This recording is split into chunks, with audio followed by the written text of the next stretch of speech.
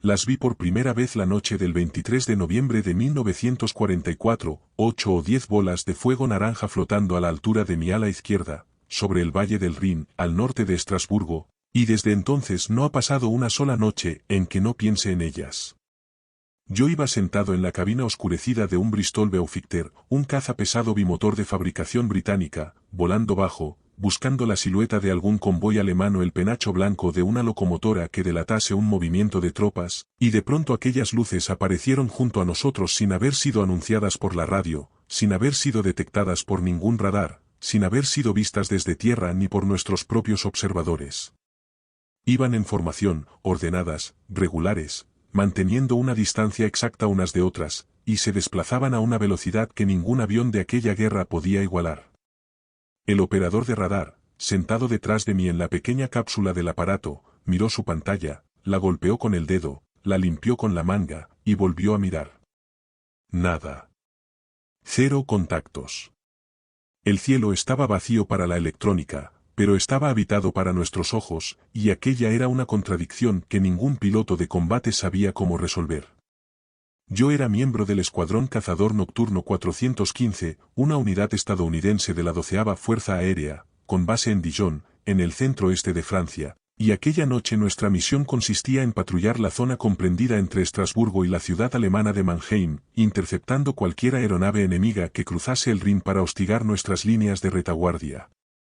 La distancia recta hasta el sector asignado era de unos 240 kilómetros, una travesía solitaria que pasaba por encima de las montañas de los Vosgos, una cordillera baja, oscura, cubierta de bosques densos que durante el invierno parecía una mancha negra absoluta debajo del aparato, sin un solo punto de luz, sin una sola hoguera, porque los pueblos vivían bajo apagón total y porque buena parte de los caseríos estaban deshabitados desde la guerra anterior.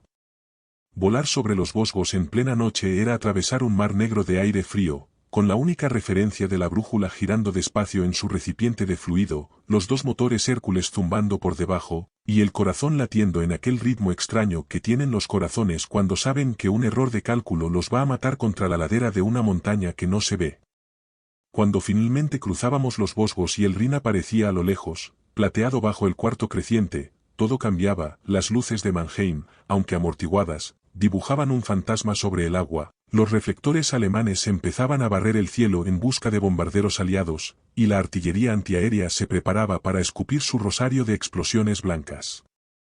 En ese punto entrábamos al territorio enemigo, y allí, en aquella noche concreta, fue cuando el oficial de inteligencia que viajaba con nosotros como observador de pasaje se inclinó hacia adelante y dijo, con voz tranquila, casi distraída, una frase que ninguno de nosotros olvidaría jamás: «Oye, mira, ¿qué son esas luces de allá, sobre las colinas?»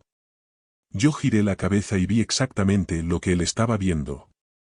Una hilera de puntos brillantes, de un color naranja sucio, parecido al de una brasa cuando ya está perdiendo el rojo y se acerca al amarillo, alineados con una geometría imposible, moviéndose en paralelo a nuestro rumbo, sin estela, sin sombra, sin ruido. El piloto se llamaba Schlueter, era de Wisconsin, y llevaba ya varias condecoraciones por misiones nocturnas exitosas, así que no era un aviador novato ni un soldado nervioso, era un hombre que había visto cosas muy duras y que había aprendido a no asustarse fácilmente. El radarista era de origen alemán por parte de familia, un teniente con la cabeza fría que se reía siempre de las leyendas, las brujas, los fantasmas, todo lo que oliera a superstición.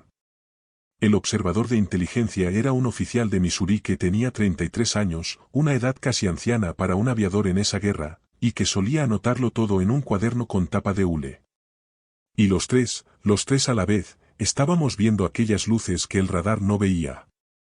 Pregunté al control de tierra, al centro de operaciones de combate del 7º Ejército, si tenían algún tráfico en mi sector. Me respondieron que el cielo estaba limpio. No había bombarderos amigos por ahí, no había cazas alemanes señalados, no había absolutamente nada que justificara aquella visión. Decidí entonces virar hacia las luces, despacio, con la maniobra suave de quien no quiere asustar a un caballo desconocido. En el instante en que mi morro apuntó hacia ellas, se apagaron. Las 10 se apagaron a la vez, en perfecta sincronía, y desaparecieron del cielo como si alguien hubiese cerrado un interruptor en alguna parte. Mantuve el rumbo unos minutos, esperando. Después, cuando ya empezaba a pensar que se habían ido del todo, reaparecieron muy a lo lejos, mucho más al este, igual de ordenadas, igual de naranjas, igual de imposibles. Continuamos la patrulla porque eso era lo que nos correspondía hacer. No éramos cazadores de prodigios, éramos pilotos de combate, y nuestra misión no había cambiado por culpa de unas luces que se negaban a ser identificadas. Pero algo en aquella cabina ya no era lo mismo, y todos lo sabíamos. Cuando regresamos a Dijon, al amanecer, el aire del aeródromo de Longvic estaba congelado y olía a queroseno, a aceite quemado, y a aquella humedad del este de Francia que se mete en los huesos y no sale. El radarista bajó del avión, caminó hasta la sala de informes, sacó algo del bolsillo de la chaqueta, lo arrojó con violencia sobre la mesa del oficial de inteligencia, y dijo una frase que se hizo célebre en el escuadrón. Era otra de esas malditas luces de fuego, otra cazadora de fuego, una más.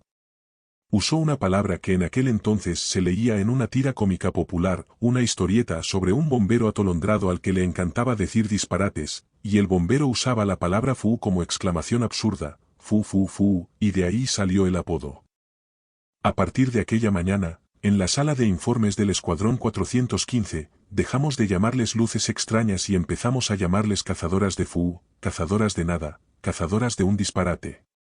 El nombre nos servía para no volvernos locos, porque nombrar algo es la primera forma de domarlo, y nosotros necesitábamos domar aquello aunque fuera con una broma. Pero quiero que entiendan bien quiénes éramos antes de seguir, porque si no se entiende quiénes éramos, no se entiende por qué aquellas luces nos importaban tanto y por qué nadie en el alto mando quiso tomarse en serio nuestros informes durante semanas. El Escuadrón Cazador Nocturno 415 fue activado el 10 de febrero de 1943, en Florida, dentro del programa especial que las fuerzas aéreas del ejército estaban desarrollando para combatir a la aviación alemana de noche. Los pilotos fuimos seleccionados por nuestras habilidades técnicas y por una capacidad superior al promedio para volar a ciegas, con el horizonte invisible, guiándonos solo por instrumentos. Los operadores de radar venían de un programa nuevo, el primero en su género, donde se entrenaba a hombres jóvenes para leer pantallas catódicas, interpretar ecos, distinguir entre un avión enemigo y un eco fantasma de una nube de granizo.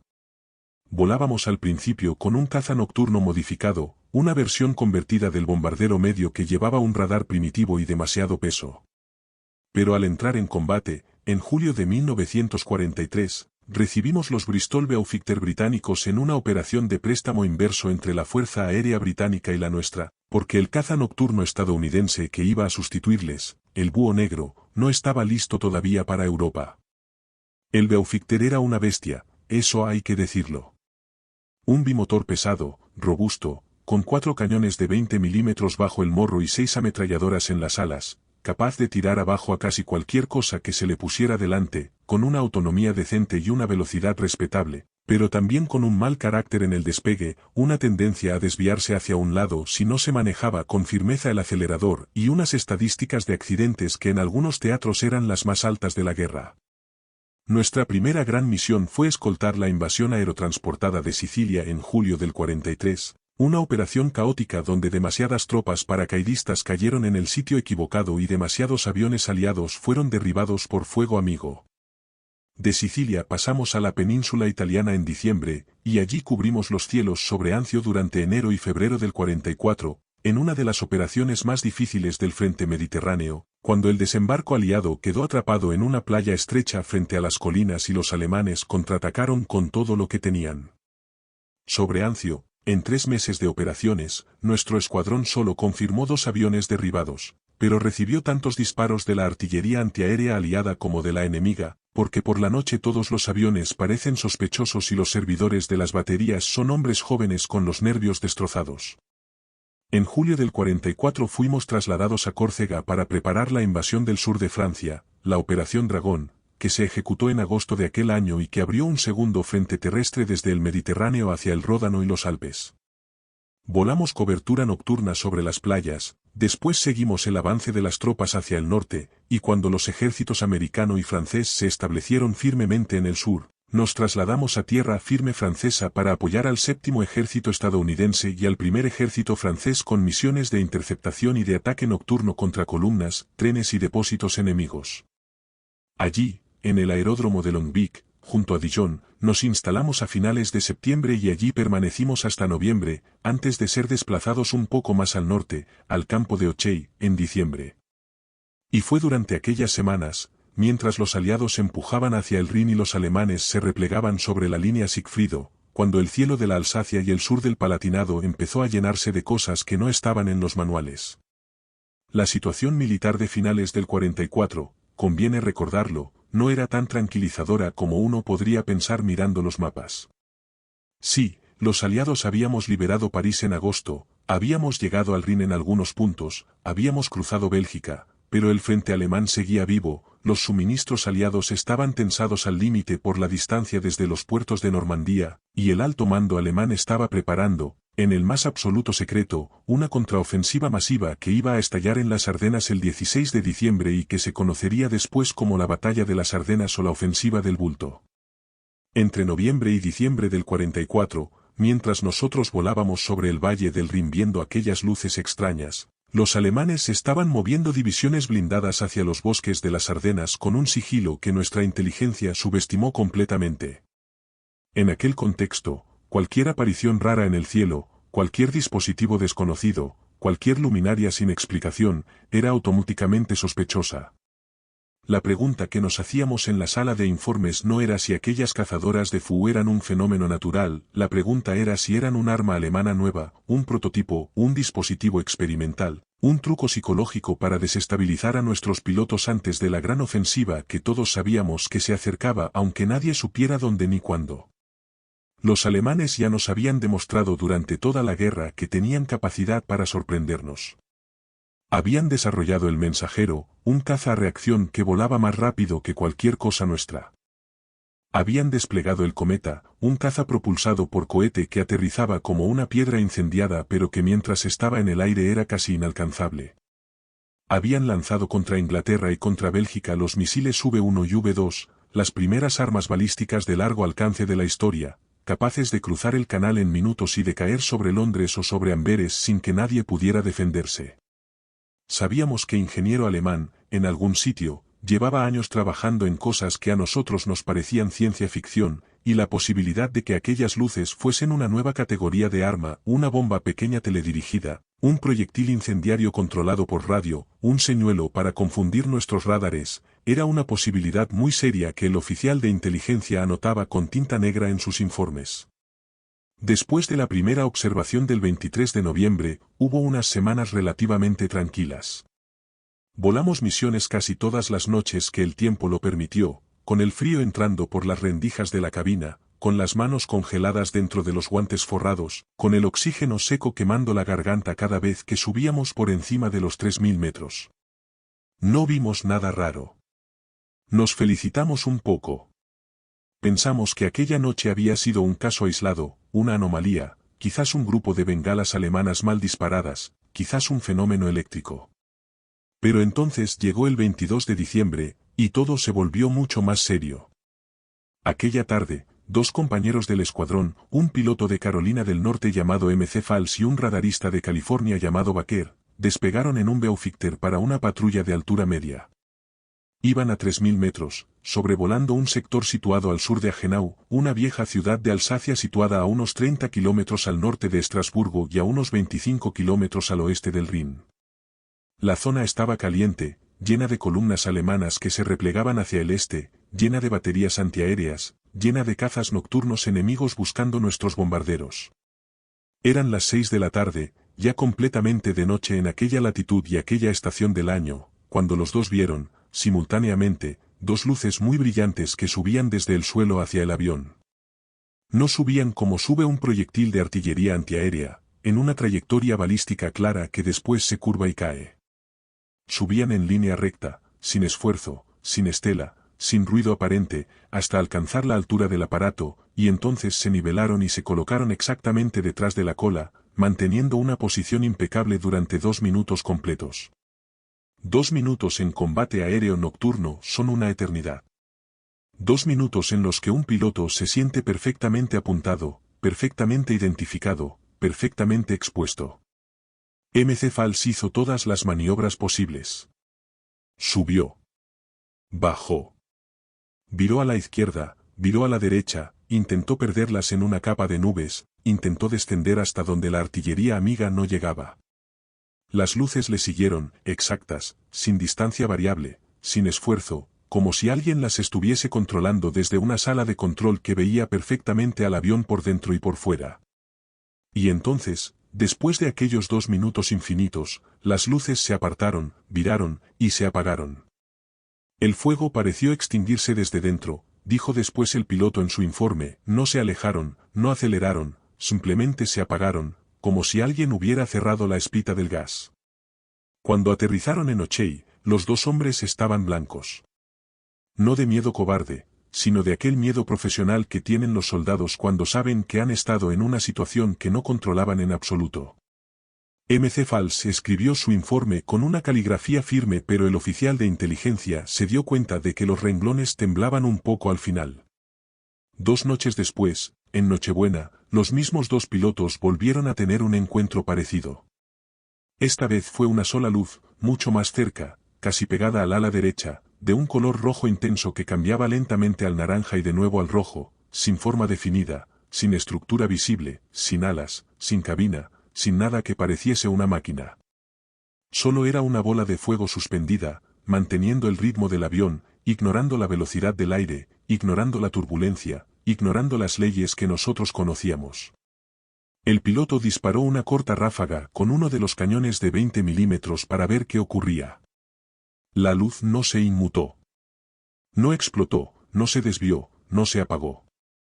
Aceleró un poco, lo suficiente para colocarse fuera del alcance del cañón, y permaneció a esa distancia exacta, vigilando, hasta que el piloto cambió de rumbo y se dirigió de vuelta a la base. Entonces, sin previo aviso, la luz se elevó verticalmente, como si una mano gigante invisible la levantase del cielo, y se perdió hacia arriba, hacia las estrellas. Aquellas 2 noches consecutivas marcaron el principio de lo que después sería una avalancha de informes.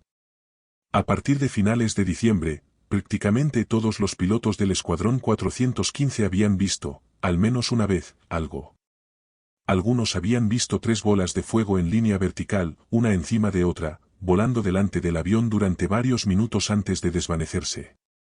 Otros habían visto formaciones de hasta 15 luces parpadeando a lo lejos, encendiéndose y apagándose en patrones regulares, parecidas, decían, a un árbol de Navidad colocado en el aire. Otros habían visto bolas rojas flotando junto a las puntas de las alas, pegadas como adheridas por un imán, siguiendo cada giro del avión, cada inclinación, cada cambio de altitud. Un piloto, un teniente apellidado Gould, contó en una sala de informes que una de aquellas luces le había seguido durante varios segundos por la punta del ala y después había subido vertiginosamente, ganando 6 kilómetros de altura en pocos segundos, hasta perderse de vista completamente. Yo creía al principio que era un nuevo modelo alemán de propulsión a chorro que venía a por nosotros, dijo Gould, pero estábamos tan cerca de aquella cosa que ninguno de los tripulantes vio ninguna estructura, ningún ala, ningún fuselaje, ningún piloto, nada, solo era una bola de fuego, redonda, sin nada alrededor. Y esa era la frase que más nos perturbaba a todos, aquello de no ver ninguna estructura. Porque nosotros sabíamos lo que era un avión. Sabíamos lo que era un caza alemán a reacción, sabíamos lo que era un cohete, sabíamos lo que era un planeador, sabíamos cómo se veía cada arma alemana conocida bajo distintas condiciones de luz. Lo que estábamos viendo no se parecía a nada de eso. Era pura luz, sin máquina detrás. La radio se llenaba de comentarios cuando regresábamos. Algunos pilotos pedían incluso permiso para no volver a salir solos, para volar siempre en pareja, para tener al menos un testigo cuando aquello ocurriese de nuevo. Otros, más viejos, más curtidos, decían que mientras aquellas cosas no nos derribaran, no había de qué preocuparse, y que la guerra ya tenía suficientes formas de matarnos sin necesidad de inventar más. Pero la verdad es que el miedo se instalaba en la sala de oficiales como una niebla baja. Comíamos en silencio. Bebíamos más coñac del normal. Escribíamos cartas a nuestras familias en las que no decíamos nada de aquello, porque sabíamos que la censura militar las cortaría con tijeras, pero también porque sabíamos que en casa nadie iba a entender nada. ¿Cómo le explicas a tu madre, en Wisconsin, en Missouri, en Carolina del Norte, que en el cielo de Alsacia hay luces que te siguen y que no son luces nuestras y no son luces alemanas y no son luces de ninguna parte. No se podía. Y el alto mando, además, no nos ayudaba. Cuando nuestros informes empezaron a subir por la cadena de mando, hasta el Departamento de Inteligencia del 12º Comando Aéreo Táctico, las reacciones fueron de tres tipos. La primera, la más común, era el silencio administrativo. El informe se archivaba sin comentario, se le ponía un sello, se le metía en una carpeta gris, y desaparecía. La segunda era la sospecha de fatiga de combate, una etiqueta médica nueva que se aplicaba a los soldados que habían acumulado demasiadas misiones y empezaban a ver cosas que no estaban allí. Cuando un oficial superior te decía fatiga de combate, lo que estaba diciendo en realidad era que pensaba que estabas perdiendo la cabeza, pero que no quería usar esa palabra porque aún te necesitaba volando. La tercera reacción era la peor, la risa. Algunos comandantes leían nuestros informes y se reían, decían que los pilotos del 415 estaban viendo brujas, que llevábamos demasiado tiempo en el frente, que necesitábamos un permiso. Esa reacción nos enfurecía porque era injusta. Nuestro escuadrón tenía un historial impecable. Habíamos volado misiones en Sicilia, en Italia, en Anzio, en Córcega, en Provenza, en Alsacia. Habíamos perdido hombres buenos. Habíamos derribado aviones alemanes. No éramos novatos asustados, éramos veteranos que estaban viendo algo que no encajaba en sus manuales, y nadie quería escucharnos. Esa fue la situación hasta que, a finales de diciembre, llegó al campo de Ocey un periodista de la agencia Associated Press que se llamaba Robert Wilson. Wilson había cubierto la guerra en Europa de manera muy extensa. Había estado en el norte de África, había estado en Italia, había estado en Normandía, era un hombre experimentado, no un cronista de salón. Llegó al sur de Francia con la intención de subir a un Beaufighter de nuestro escuadrón en la noche de fin de año, volar con nosotros sobre Alemania mientras el reloj cruzaba la medianoche y el calendario pasaba al 45, y escribir un reportaje colorido sobre cómo los pilotos americanos celebraban el Año Nuevo en pleno cielo enemigo. Pero el tiempo no acompañó. Una niebla espesa, una de esas nieblas continentales del Valle del Mosela que se cuelan entre los árboles y borran las pistas de aterrizaje, mantuvo a nuestros aviones en tierra aquella noche. Wilson, como no podía volar, se quedó en el comedor de oficiales con nosotros, brindando con el coñac de cocina, escuchando, preguntando, tomando notas. Y allí, sin querer, encontró una historia mucho más grande que la que había venido a buscar. Los pilotos, una vez que los habíamos calentado un poco con bebida, empezamos a hablarle de las cazadoras de Fu. Le contamos lo del 23 de noviembre. Le contamos lo del 22 y del 24 de diciembre.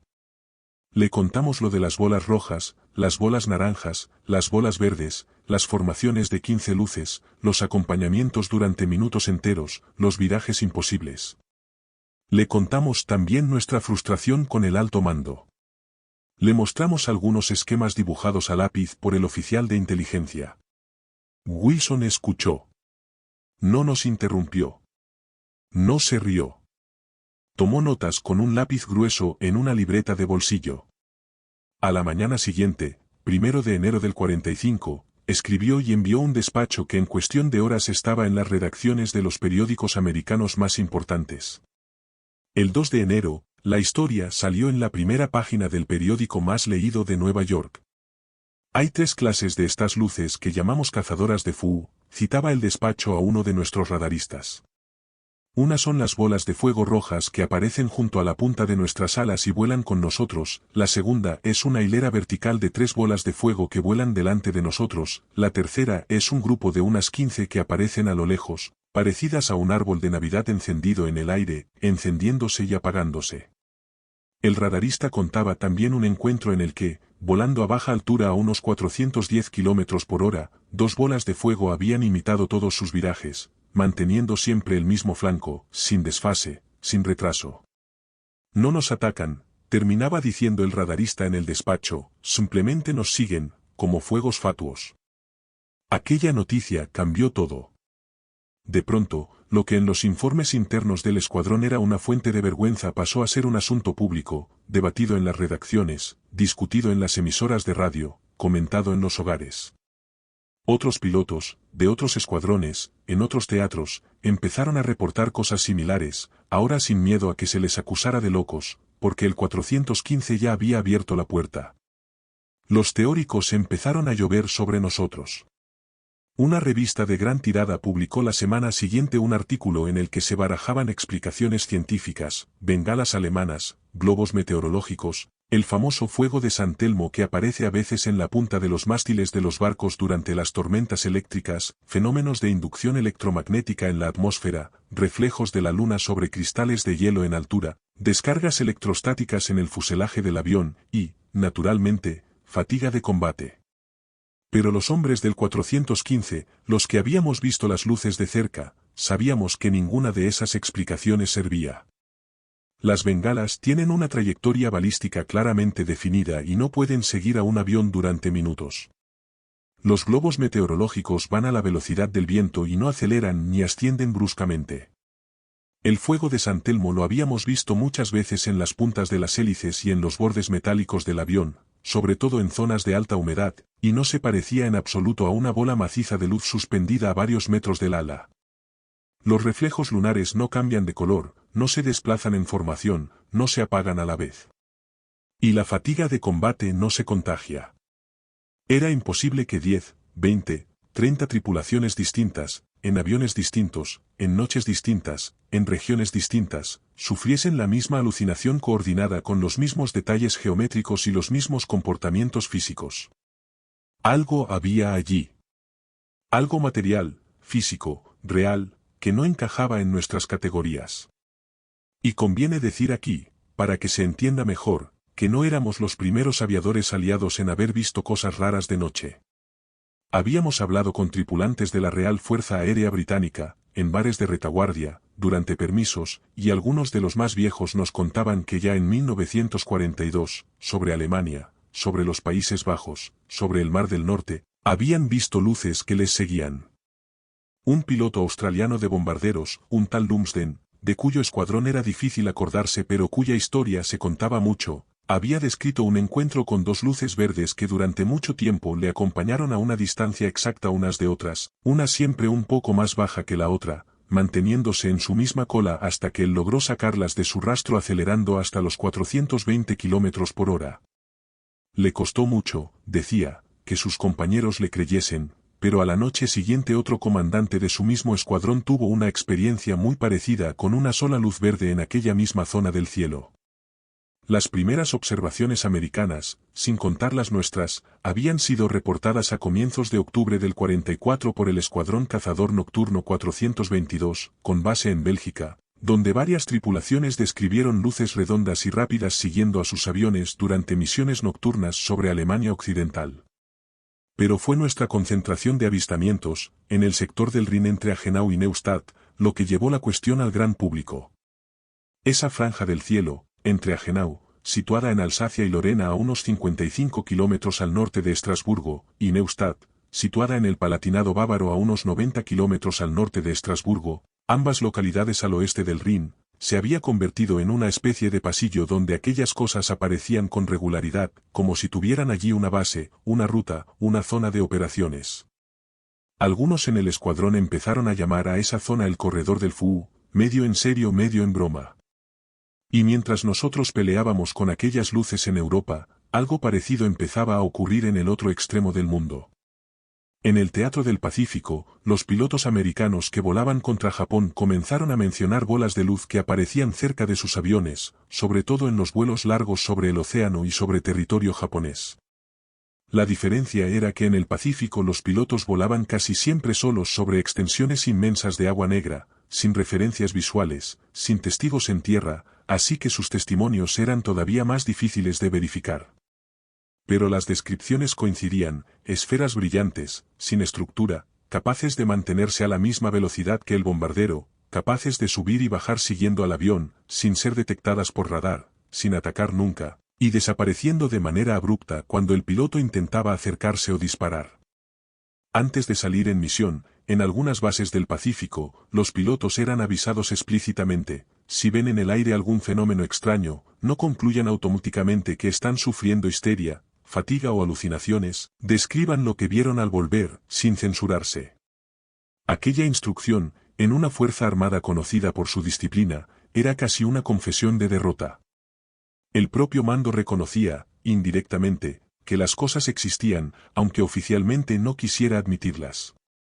Cuando un piloto de un bombardero pesado, volando solo sobre un sector del Pacífico Occidental, vio una bola redonda y brillante que le acompañó durante horas, cambiando de color durante la noche, idéntica en sus tonos a las que habíamos descrito sobre el Rin, llamó por radio a su base para preguntar si había algún caza enemigo en su sector.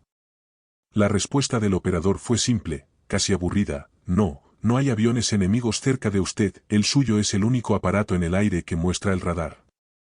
Y sin embargo, allí, a unos pocos metros de su ala, una esfera silenciosa volaba con él, sin razón aparente, sin intención hostil, sin querer marcharse. Cuando el amanecer comenzó a iluminar el horizonte, aquella esfera ascendió 5 kilómetros en pocos segundos hacia el sol y se perdió de vista. Aquella historia, contada 1000 veces en las salas de oficiales, daba escalofríos incluso al más curtido.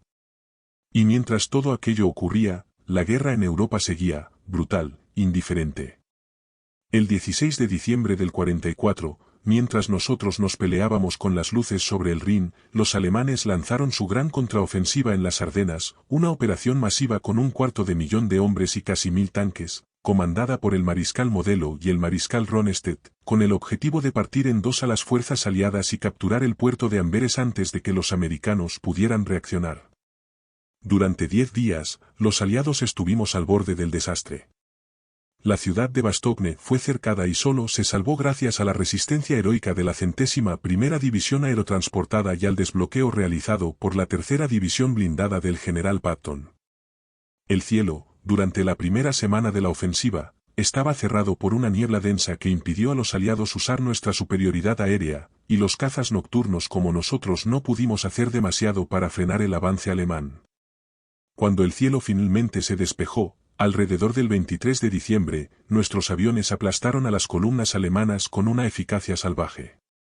Y precisamente en aquellos días, cuando los cielos volvían a abrirse y nuestras misiones se intensificaban, las cazadoras de Fu se volvieron casi rutinarias en nuestros informes nocturnos. No hay que descartar la hipótesis de que aquella oleada de avistamientos coincidió con una densidad anormal de actividad aérea sobre la región, y que algo en aquella concentración de aviones, aquella concentración de electrónica, aquella concentración de fuego antiaéreo, generara las condiciones físicas en las que el fenómeno se manifestase. Pero esa es una explicación que se me ha ocurrido después, mucho después, cuando ya nadie escucha realmente. En enero del 45, las luces siguieron apareciendo. El oficial de inteligencia del 415 mandó al Departamento de Inteligencia del 12º Comando Aéreo Táctico un informe oficial con 14 incidentes distintos ocurridos entre diciembre y comienzos de enero, todos descritos con detalle, todos firmados por las tripulaciones, todos con las coordenadas, las altitudes, las horas, los rumbos. Aquel informe se perdió después de la guerra. No quiero decir que se ocultó, no me atrevo a hacer esa acusación, pero se perdió, simplemente, como se pierden tantas cosas en los archivos militares de un conflicto enorme. La teoría más insistente entre nuestros oficiales era que se trataba de un arma alemana experimental. Un ingeniero alemán, en algún sitio, estaba probablemente trabajando en cohetes pequeños teledirigidos, en bombas luminosas para perseguir bombarderos por su firma térmica, en señuelos electromagnéticos. Sabíamos que el ingeniero von Braun, en el sur de Alemania, dirigía el programa de los Quinto II, los grandes misiles balísticos que estaban cayendo sobre Bélgica e Inglaterra desde el otoño anterior.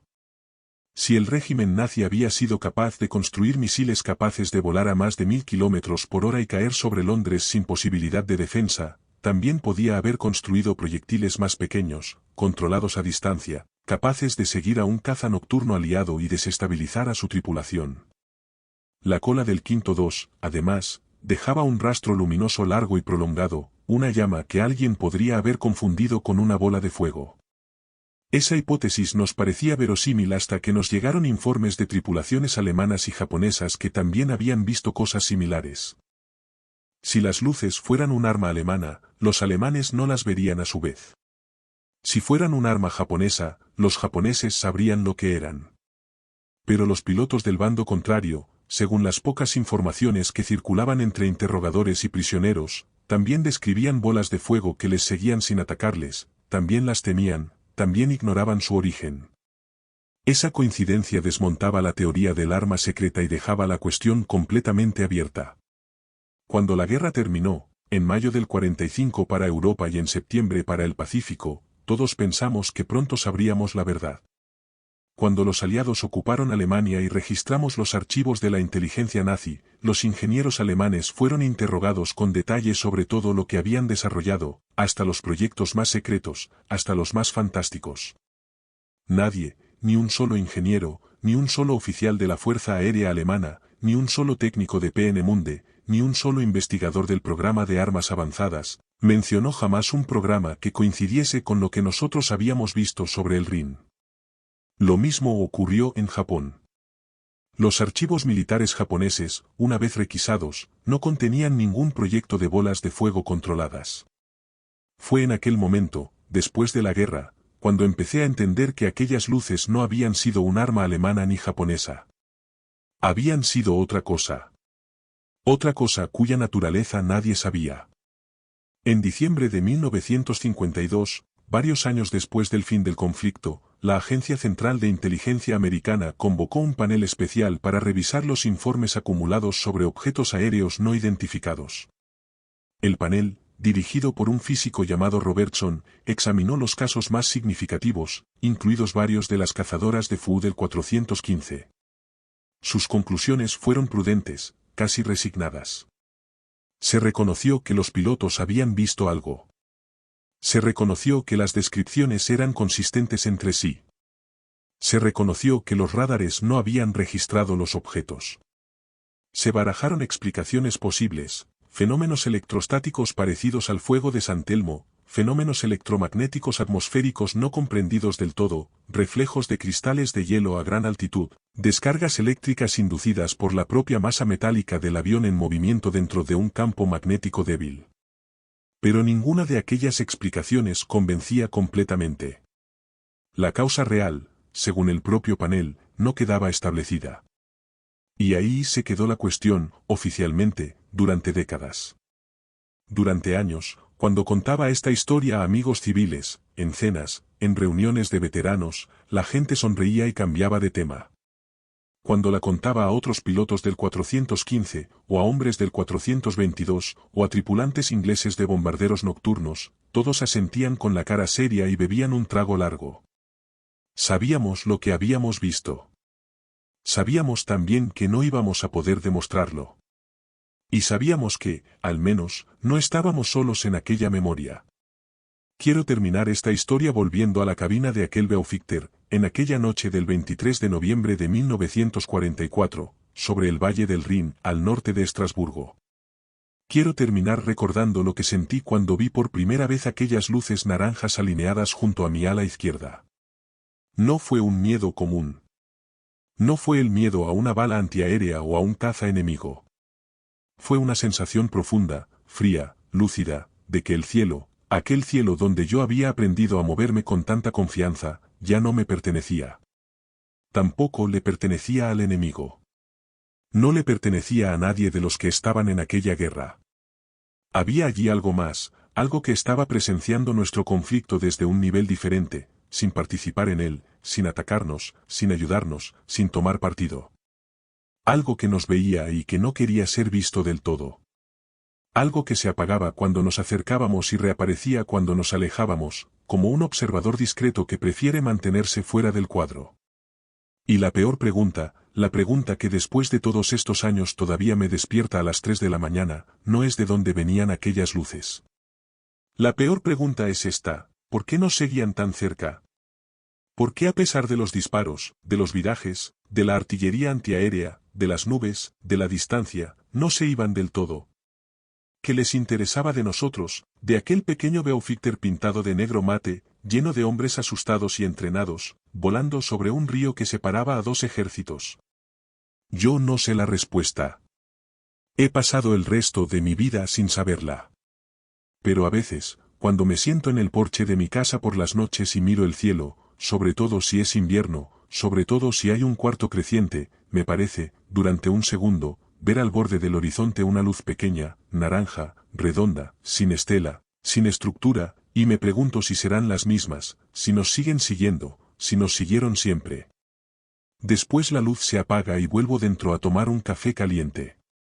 Y al día siguiente, otra vez, no le digo nada a nadie, porque ya sé que nadie me va a creer, igual que en 1944 nadie quiso creernos cuando salíamos del Beaufighter al amanecer, con el rostro pálido, con las manos manchadas de aceite, con los ojos cargados de una visión que no había modo de explicar, intentando hacer entender al oficial de inteligencia, con palabras pobres y manos torpes, que aquella noche, sobre el Rin, al norte de Estrasburgo, el cielo había estado lleno de luces que no eran nuestras, que no eran del enemigo, que no eran de este mundo conocido, y que, sin embargo, estaban allí, tan reales como las estrellas, tan reales como el motor que zumbaba bajo nuestros pies, tan reales como el frío que se nos clavaba en los huesos, tan reales como la guerra misma que estábamos librando bajo aquel cielo extraño que ya nunca volvería a ser únicamente humano.